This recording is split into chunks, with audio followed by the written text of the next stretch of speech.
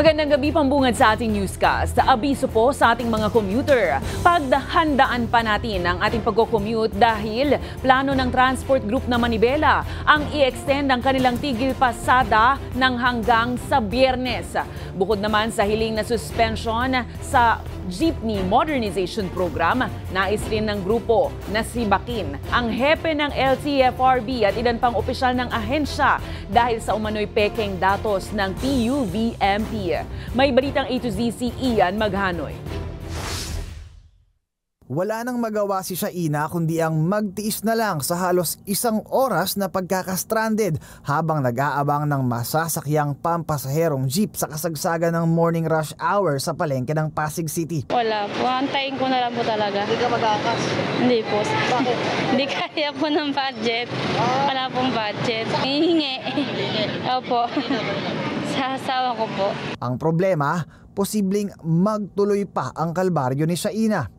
Plano kasi ng Manibela na i-extend ang 3 araw na tigil pasada nito ng hanggang Biyernes, March 28, sabay sa ikinakasang dialogo sa pagitan ng Department of Transportation hinggil sa PUV Modernization Program. Ang planong hilingin ni Manibela Chairman Marval Buena sa dialogo ang pagbitiwin ang lahat ng regional officials ng Land Transportation Franchising Regulatory Board kabilang na si LTFRB Chairman Chofi Laguares III dahil sa umano'y peking datos na inilabas ng ahensya hinggil sa PUVMP. May Friday, sibakin yung mga taga-LTFRB, si Guadis at saka yung mga regional director, mga sinungaling sila. Sagot ng tagapagsalita ng LTFRB, If you want a dialogue, then magda-dialogue ka not to impose your will upon the other person.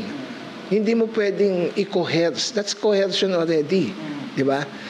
Kung gusto mo ng dialogue, it's a give and take process. Bukod sa hiling na magbitiw ang top LTFRB officials, patuloy ang panawagan ng grupo sa ikalawang araw ng tigil pasada na ihinto ang modernization program. Pero yung mga nakapag-modernize na, tuloy pa rin. Hindi natin yun pakikialaman.